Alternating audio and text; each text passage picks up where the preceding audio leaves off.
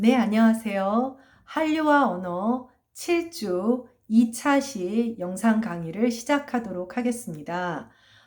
지난번에 이제 전자법과 전사법에 대해서 공부를 하면서 8쪽에서 그 개념적인 트랜스리터레이션과 트랜스크립션의 차이에 대해서 살펴봤어요. 그래서 독립문의 전자법의 예와 독립문의 전사법의 예를 배우면서 우리나라의 경우에는 기본적으로 전사법 체계를 원칙으로 하고 있다는 이야기를 했습니다. 오늘은 이어서 9쪽으로 이제 전사법과 전자법의 차이에 대해서 한번 살펴보도록, 장단점에 대해서 살펴보도록 하겠습니다. 네, 9쪽입니다. 전자법과 전사법의 장단점이 또 모든 일이 있겠죠. 그래서 전자법은 사실 만약 여러분들한테 내가 로마자 표기 시험 문제를 낸다 그런다면 독립문의 표기에서 의문 현상을 다 반영하는 것보다 문자와 표기 문자와 그 다음에 이 로마자가 1대1 대응을 하는 경우가 훨씬 편하겠죠. 그래서 표기자의 입장에서 일관되고 체계적인 표기가 가능하기 때문에 또 특히 전산처리든 기계화에 용이한 면이 있겠죠. 디귿은 D로 반영을 하고 뭐 이런 식으로 해버리면 간단하니까. 의문 현상이 개입이 되면 그것을 다 계산 처리에 넣기가 복잡해지잖아요. 반면에 의문의 환원성이라고 하는 것이 부족합니다. 의문의 환원성이라고 하는 것은 말을 굉장히 어렵게 했는데 전문 용어예요. 예, 전문 용어라는 게 다 그렇죠. 다음 페이지로 가볼까요? 다음 페이지에 가보면 그 10쪽에서 두 번째 동그라미 부분에 보면 의문의 환원이라고 되어서 로마자를 통해 정확한 음소를 구현해내는 것. 정확한 음소라는 것은 정확한 발음이라고 생각하면 소박하게 비슷할 거예요. 그러니까 말 그대로 그 표기가 발음으로 정확하게 환원되느냐의 문제입니다. 다시 그 전 페이지로 갈까요? 그래서 전자법은 상대적으로 글자를 그대로 반영하다 보니까 발음이 정확하지 않은 면이 있겠죠. 그래서 의문의 환원성이 부족하고 그러다 보니까 아까처럼 립, 문 하고 읽어버리면 한국인과 잘못하면 의사소통이 가능한 자연스러운 발음을 구사하지 못하게 되겠죠. 외국인으로서. 반면에 전사법은 표기자의 입장에서는 로마자 표기를 제한하는 입장에서는 의문 현상이나 변화의 반영 정도를 결정해야 하는 문제가 또 생기는 거예요. 그러니까 뭐 동화를 반영하면 어느 정도까지 반영할 것이냐, 뭐 여러 가지 발음을 다 반영할 것이냐, 아니면 뭐 비음화만 반영할 것이냐, 경음화만 반영할 것이냐, 원칙을 따로 정해야 되겠죠. 그러니까 전자법은 그럴 고민을 할 필요가 없는 반면, 그러니까 음절 문자인 일본의 가나 문자는 굳이 뭐 그 전사법으로 고민할 필요가 없는 거예요. 네, 음절 단위가 글자가 되니까. 네. 반면에 이 전사법은 실제 발음을 나타낼 수 있으니까 의문의 환원성이 우수하다라고 이야기할 수가 있겠죠. 한쪽의 장점이 단점이 되고 이렇게 서로 바뀌는 양상이 됩니다. 다음 페이지로 가겠습니다. 네, 현재 네, 잠깐만요. 네. 네, 10쪽입니다. 10쪽. 그래서 현재의 국어의 로마자 표기법은 전사법의 원리를 따르고 있고 로마자 표기의 목표를 발음에 두는 거예요. 의문의 환원의 기본적인 목적을 두기로 한 거죠. 그러니까 사실은 한국어에서 로마자 표기법은 전자법과 전사법으로만 혹은 전자법으로만 이렇게 된 적은 없었어요. 그러니까 지금도 여기 밑에 보면 전자법을 사용하는 일부 부분들이 있거든요. 그렇기 때문에 주된 방법이 어느 쪽이냐라고 했을 때 사실은 이제 전자법으로 기울었던 로마자 표기법의 체계도 있었고 상대적으로 지금 이제 그 문화관광부, 지금의 문체부의 전신이죠. 문화관광부의 현행의 국어의 로마자 표기법, 원래 이름이 국어의 로마자 표기법이에요. 국어의 로마자 표기법 같은 경우는 전사법이 기본적인 그런 원리라는 것을 기억을 하고 있으면 됩니다. 네. 전사법을 보완하기 위해서 전사법이 가지고 있는 한계가 있어서 부분적으로 전자법도 사용을 하고 있어요. 예를 들면 사람 이름이라든지. 사람 이름 같은 경우에도 뭐 예를 들면 뭐 동화가 이루어지는 그런 경우가 있겠죠. 뭐 예를 들면 어떤 이름이 있을까요?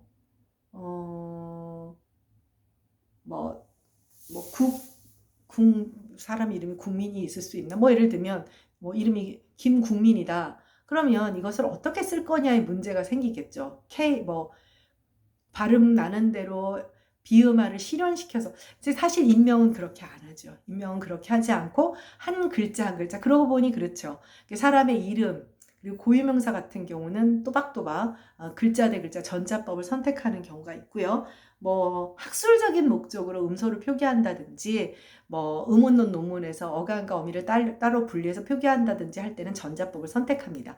그거는 이제 특수 목적인 것이고 일반적인 그 로마자 표기법은 실용적인 목적이기 때문에 전자법은 일부 전문적인 그리고 인명이나 지명 같은 지명은 그렇지도 않죠. 종로 같은 경우는 비음화를 반영을 하니까요. 네, 다음 페이지로 넘어가도록 하겠습니다. 그래서 그 한국어 로마자 표기법이 이제 지금의 국어의 로마자 표기법 말고 한국어의 로마자 표기법이 뭐 해방 이후 오랜 역사를 가지고 제정되었다가 또 수정되고 이렇게 거듭된 그런 작업들이 있었겠지요. 그랬을 때 로마자 표기법이 개정 작업이 이루어진다라고 하는 것은 뭔가 이렇게 불만족스러우니까 그것을 해결하려고 하는 거잖아요. 그래서 국어를 로마자로 표기하는 데 있어서 아주 문제가 되었던 그런 일들이 이제 몇 가지가 있어요. 그래서 크게 이제 4가지 정도를 살펴볼 수 있는데 예를 들면 예사소리, 된소리, 거센소리를 어떻게 구별하여 적을 것이냐. 자, 현행의 표기법에서는 예를 들면 예를 들면 아까 독립문 할 때 예를 들면 국이라는 단어가 있으면 현행의 표기법은 GUK로 써요. 초성에 올 때는 G로 쓰고 종성에 올 때는 K로 쓰고 이렇게. 근데 과거에 어떤 때는 그냥 KUK로 초종성을 동일하게 쓰기도 했었거든요. 그래서 이게 왜 그러냐면 초성에 올 때와 종성에 올 때가 음성학적으로는 미묘한 차이가 있어요. 그러니까 한국 사람들은 그 차이를 변별을 못해요. 초성에 올 때와 달리 종성에 올 때는 미파라고 해서 입을 다무는 속성을 갖고 있는데 외국 사람들은 그런 속성을 안 가진, 그러니까 미파, 불파가 아닌 외파라는 속성을 가지고 있어서 간단히 말하면 우리가 밥 하면 입을 다물어 버리잖아요. 밥. 근데 그 사람들은 그렇게 하지 않고 밥 이렇게 외파를 해요. 우리는 공기를 내보내지 않기 때문에 미파 혹은 불파라거든요. 그러니까 우리는 그걸 못 느껴요. 초성은 자, 국 할 때는 모음을 발음을 해야 되니까 공기를 내보내겠죠. 외파를 하는 거예요. 그러니까 한국어의 초종성은 음성학적으로 달라요. 근데 우리는 음소 차원에선 같기 때문에 문자로도 하나고 별 신경을 안 써. 근데 외국 사람들은 다른 체계를 가지고 있죠. 다른 체계를 가지고 있으니까 우리 음절말에 소위 여러분들이 받침이라고 생각하는 그 음절말 종성의 발음이 초성과 다르다고 느낄 수도 있는 거예요. 그래서 만약에 국이라는 단어에 동일하게 K를 쓴다면 표기자인 우리 입장이고 G와 K로 구별을 한다면 외국인의 입장이라고 할 수가 있겠죠.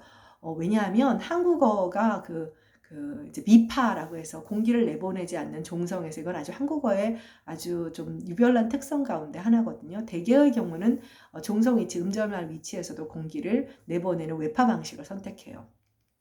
그러니까 항상 이게 문제가 되는 거예요. 아까도 말했다시피 표기자의 입장에서 국 같은 거 초성, 종성을 똑같이 K로 할 거냐, 뭐 아니면 G로 통일할 거냐, 아니면 구별을 할 거냐, 이런 게 항상 논란이었습니다. 그리고 두 번째는 유성음화를 반영할까 말까라는 겁니다. 예를 들면 고기 같은 경우 표기로 한글 표기로는 우리는 음소 차원에선 유무성을 변별하지 않기 때문에 아무 문제가 없어요.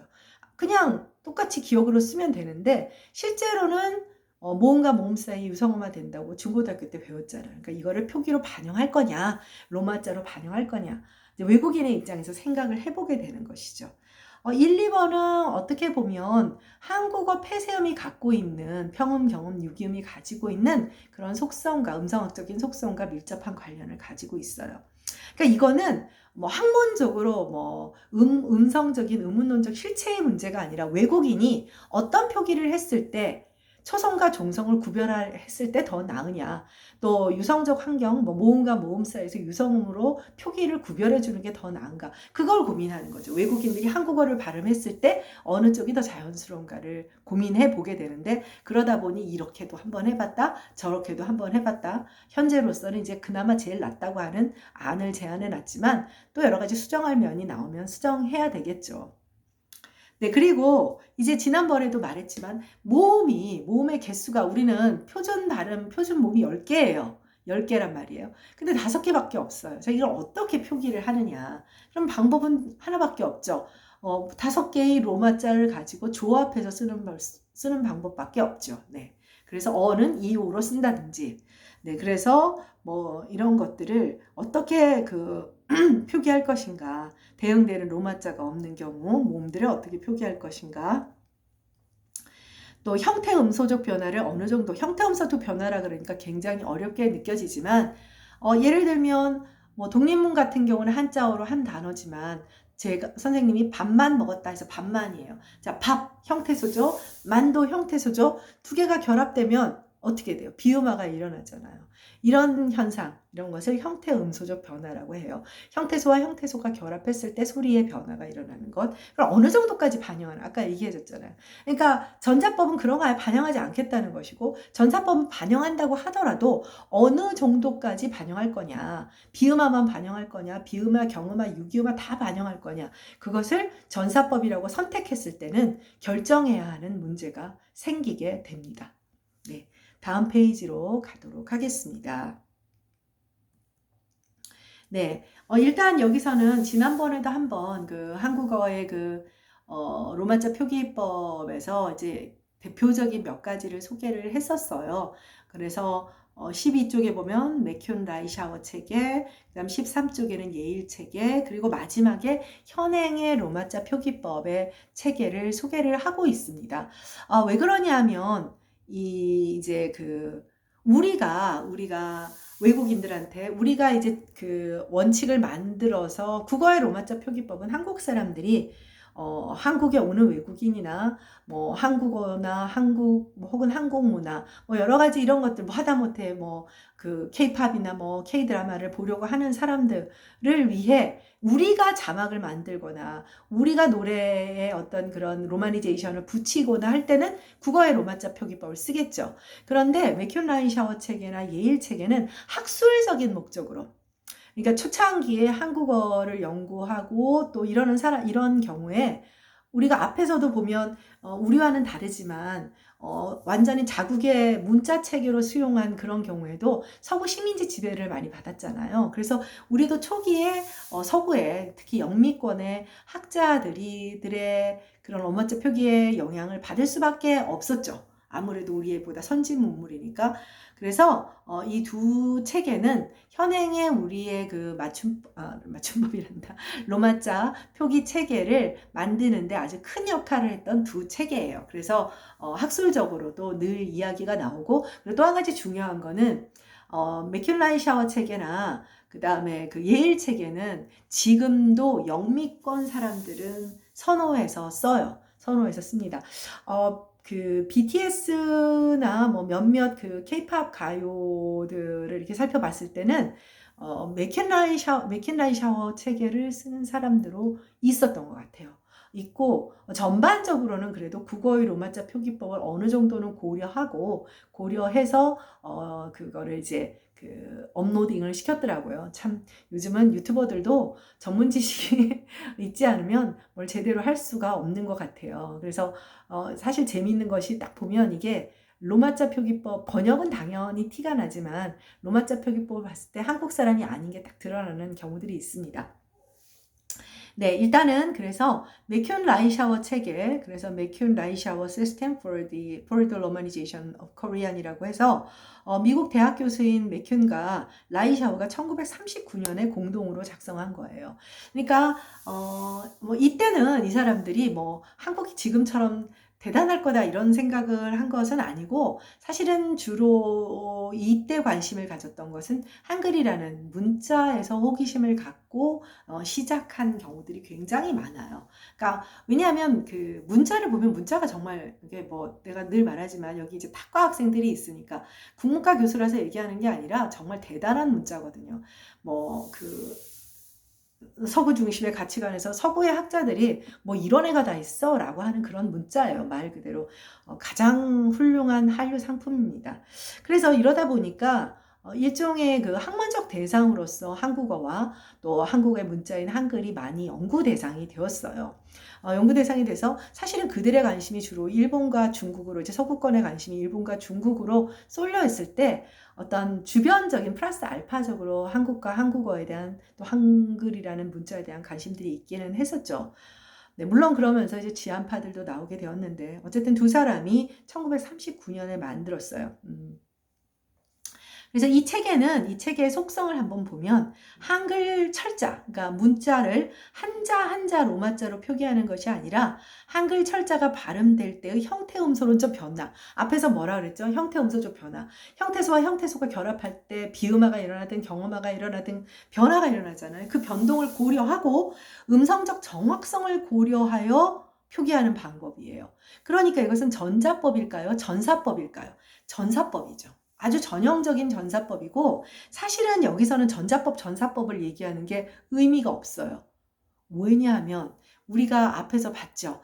국제 표준이 만들어져서 고유의 문자가 있는 언어들에 대해서 표준을 만든 게 1984년 이후예요.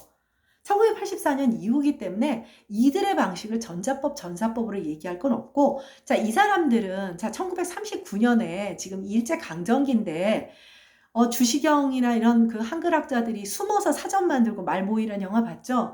쫓겨다니면서 일본 순사놈, 미안합니다.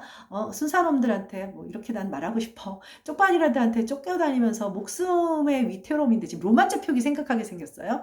한글 지킴이 노릇도 못하는 그런 상황인데 그런 상황이기 때문에 이 사람들은 뭐 국내 로마자 이거 없어요. 없고 자기들이 한국어에 대한 연구를 하려고 이렇게 만들어 놓은 거예요. 네. 그러면서 이제 미국이나 영국인들이 초기에 이제 특히 5, 60년대, 70년대로 넘어오면서 한국어 연구를 한다든가 이런 사람들이 주로 논문에서 맥킨라이 샤워 체계를 사용했습니다. 그러니까 이거는 대중적이라기보다는 지극히 학술적인 거예요. 그래서 밑에 다시 설명이 나와 있지만 한국어를 전자법이죠. 한다기보다는 발음을 서양 언어에 서양 언어에 가깝게 나타내도록 한 표기법이다. 이거 선생님이 조금 표현을 잘못했는데 간단히 말하면 조금 그들이 이해하기 좋은 영미식으로 바꾼 거예요. 철자를 바꿔버린 거죠. 영어의 발음, 그러니까 한글은 무시하는 거예요. 한글은 잘 모르고 이제 발음 기호 비슷하게 만들어지는 거죠. 네. 서양 언어에 가깝게란 표현은 잘못 쓴 것 같네요. 발음을 영미식에 친숙하게. 네, 한국어에는 유성과 무성음이 구분되지 않는데 이 표기법에서는 당연히 구분을 하고 자기들은 유무성이 있거든. 의문론적으로 또 뭐 격음 뒤에선 또 구별 표지를 타서 격음 뒤에서는 아포스트로피를 쓴다든지. 그러니까 이거는 사실은 지금은 사용하지 않는 로마자 표기법이라고 할 수가 있죠. 그래서 맥킨라이 샤워 체계는 우리가 지금 최근에 어떤 ISO의 표준에 따른다면 전사법에 가깝고 그리고 또 한 가지 어떤 특정의 구별 표지 그러니까 추가 기호, 부호 이런 것들을 사용하는 그런 입장이에요. 네, 이게 이제 초기에 이제 맥킨라이 샤워 체계이고요. 다음 페이지로 가서 예일 체계라는 게 있습니다. 말 그대로 예일 대학 교수가 만들어서 또 예일 시스템이라고 하는데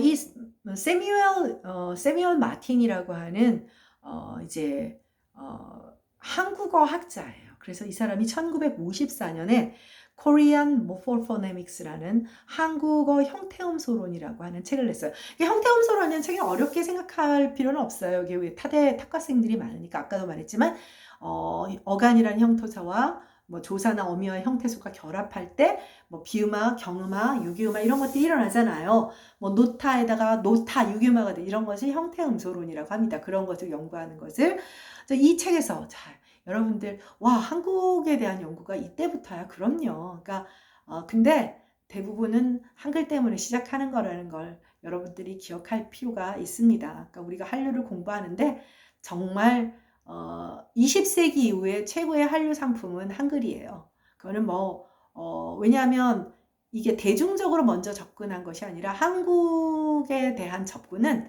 학자들이 먼저 시작한 거예요. 학자들이 먼저 시작해서 선생님이 1980년대 대학을 다닐 때 선생님 모교에는 이렇게 그 대학원에 외국인들이 많았어요. 뭐 하버드 출신들도 있고 빈에서 온 사람들도 있고.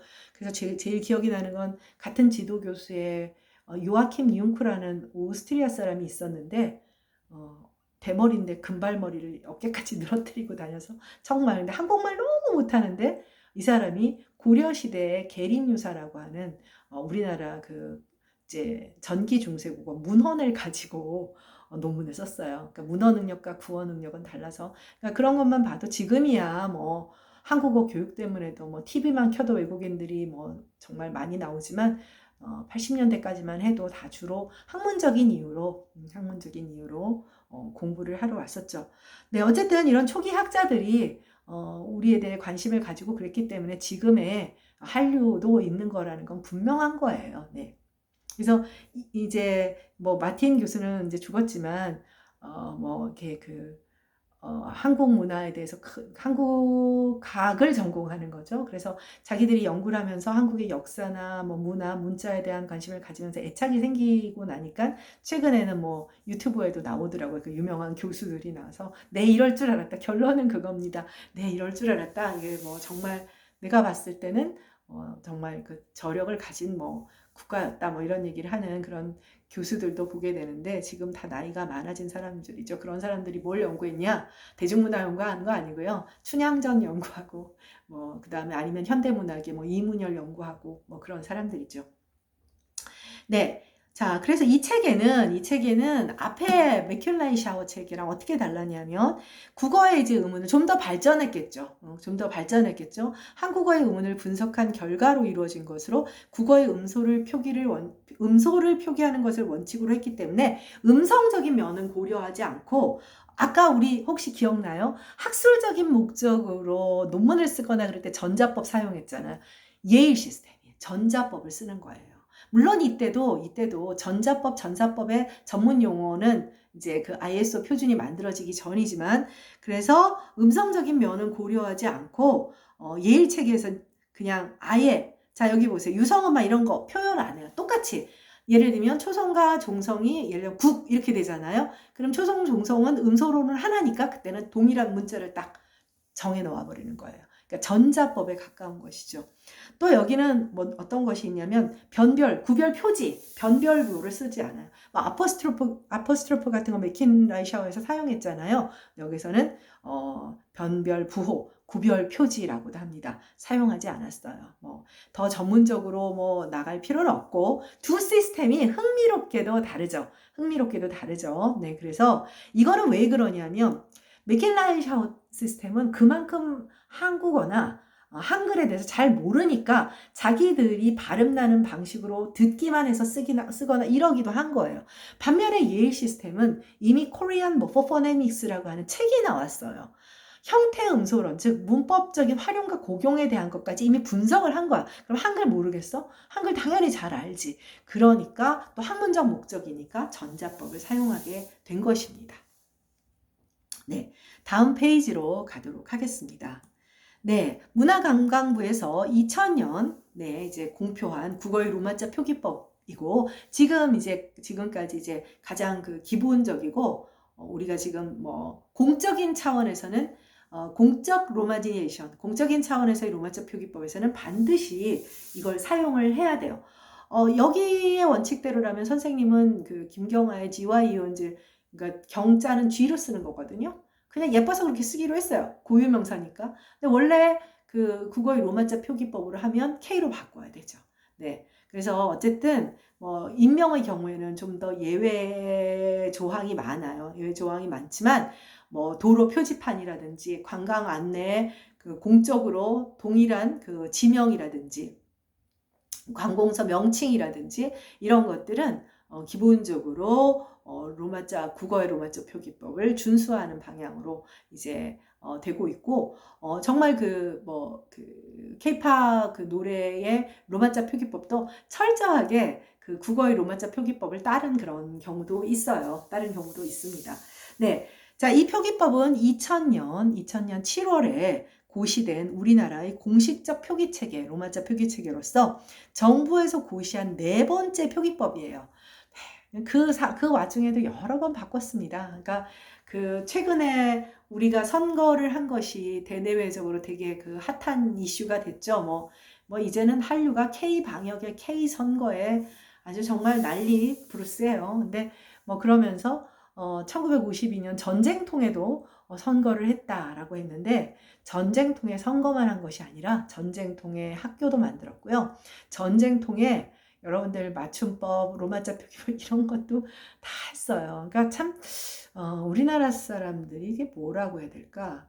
산업공상이라고 해서 여러분들 알죠? 선비를 제일 높여주고 그러니까 글에 대한 집착. 이게 학습에 대한 공부에 대한 그런 동양 사람들이 전반적으로 그렇기는 하죠. 전반적으로는 그렇기는 하지만 이게 딴 데로 새나가지만 보통 보면 우리가 외국어 잘하면 굉장히 공부 잘한다 이렇게 생각하는 반면 수학 잘하면 똑똑하긴 한데 영어로 표현하면 너드 이런 느낌으로 보는 것과 비슷하게 약간 그런 게 있어요. 그래서 그 와중에도 할 거는 다 했습니다. 전쟁 나고 굶어 죽기 일보 직전에도 보다시피 광복 직후인 1948년 한글을 로마자로 적는 법, 그 다음에 그 사이에도 또 있는데 대표적인 것들 1959년에 한글이 로마자 표기법, 그 다음에 이제 84년 이제 그 다음 단락입니다. 1984년에 맥킨라이-샤오 표기법을 근간으로 하는 국어의 로마자 표기법을 제정했죠. 그러니까 맥킨라이-샤오 표기법을 근간으로 했으니까 전사법에 가깝겠어요? 전자법에 가깝겠어요? 전자법에 가깝죠. 그러니까 이게 외국인을 대상으로 하면 전자법을 쓸 수가 없어요. 전자법은 예일 시스템을 딱 보면 알 수 있듯이 학술적인 목적인 거예요. 그래서 1984년에 공표된 문교부, 교육부의 전신입니다. 문교부의 국어의 로마자 표기법은 반달표나 어깨자 등 특수보호, 아까 변별보호라고도 했죠. 컴퓨터에서 입력과 검색이 불편해가지고 이게 아주 문제가 됐어요. 과거에는 이제 기계화를 안 했으니까. 그래서 2000년 7월 문화관광부 고시, 교육부 소관이 아니라 이제 문교부 소관이 아니라 교육부 소관이 아니라 이거는 문화적인 일이라 해서 문화관광부, 지금은 문체부죠. 고시 2000-8호로 이제 공표가 되었습니다. 국어의 로마자 표기법, 국어가 들어가 있어요. 이것이 공식적인 명칭입니다. 공식적인 명칭입니다. 네, 다음 페이지로 가도록 하겠습니다. 네, 그래서 로마자 표기법에 예시가 나와 있어요. 그래서 여러분들이 내 이름이나 그런 거를 바꿀 때 이걸 원칙을 지키면 좋지만 선생님도 안 지켰잖아요. 내 이름인데 예를 들면 우리 빨간 머리에 보면 이가 붙은 N이에요. 발음은 똑같은데 그거랑 똑같아요. 선생님은 김경아 해서 반각 하이프 넣고 캐피탈 A로 쓰는데 어떤 분들은 꼭 A 뒤에 또 H를 붙이는 분도 있어요. 마치 E부터는 빨간 머리에는 E 붙은 N처럼. 네. 그래서 여기 보면 어는 당연히 없으니까 EO, 그다음 O, U, 의는 EU, 그 다음에 N은 AE, 그 다음 OE는 OE, 그 다음 W는 WI 이렇게 표기를 정해놨어요. 그 다음 복모음의 로마자 표기, 흔히 언어학적으로 정확한 표현은 복모음이 아니고요. 이중모음인데요. 이중모음인데 야, 여, 요, 유 이거는 여러분들이 보면 알 것이고 마지막에 의 같은 경우 이제 의는 UI로 이렇게 표기를 해줘. 그러니까 과연 이걸로 사실은 정말 모음이 어려운 게 과연 이 오를 어로 읽어줄 것이냐, 그 다음에 이 유를 의로 읽어줄 것이냐, 애우잖아요, 애우.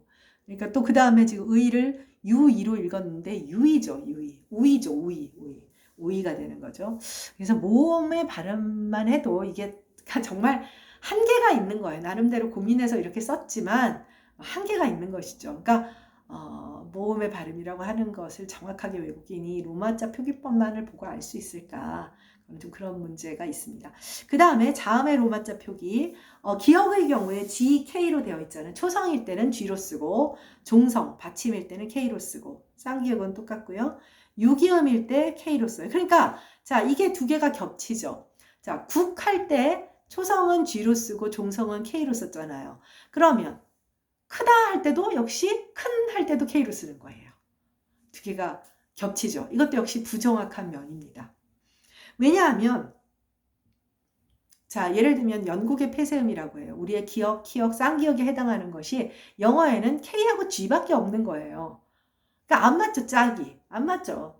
뭐 F나 V 같은 거는 우리한테 필요도 없는 건 있는데 한국어에 후 발음은 없잖아요. 필요도 없는 건 있는데 지금 필요한 거는 더 없는 거야. 그러니까 자음이 남아봤자 임의 선택의 문제라고 했었죠. 네. 그리고 뭐 디귿 뭐 똑같습니다. 비읍은 같은 맥락이고 제이는 지읒은 제이로 쓰고 그 다음에 쌍지읒은 여러분 JJ가 쌍지읒으로 익힌다. 이것도 그런 거예요. 뚝섬은 TT로 돼 있어요. 그걸 과연 뚝으로 읽을까요? 외국인들은 유무성의 대립을 가지고 있는 경우가 많아서 유기음이나 경음 발음하는 거 굉장히 어려워요. 쌍용이라는 브랜드가 있잖아요. SSANG, YOUNG 이렇게 돼 있는데 여러분들 외국 사람들이 그걸 쌍으로 읽을 가능성은 거의 없어. 오히려 영어는 SS는 어떻게 돼 있어요? 미션 그러면 션이에요. 샹용 이럴 수도 있어요. 그건 뭐 알아들을 수만 있으면 다행이지만 경음 표기하는 것도 사실은 경음을 발음할 때, 표기할 때 자모를 두 개 겹친 건 우리 방식이에요. 한글의 뭐랄까, 그 병서 방식? 병서라고 하죠. 그 다음에 치읓은 CH로 쓰고 S 뭐 이렇게 되고 있습니다. 리을이 두 개인 것은 초성일 때는 R, 종성일 때는 L 뭐 이렇게 쓰는 것들이죠. 그냥 봐도 여러 가지 어려움이 있으리라는 것이 느껴지지요? 네. 다음 페이지로 가도록 하겠습니다. 네. 요거는 조금 얘기가 길어질 것 같으니까 1차시 영상은 여기서 마치고 16쪽부터는 그 3차시 영상에서 만나도록 하겠습니다. 수고했습니다.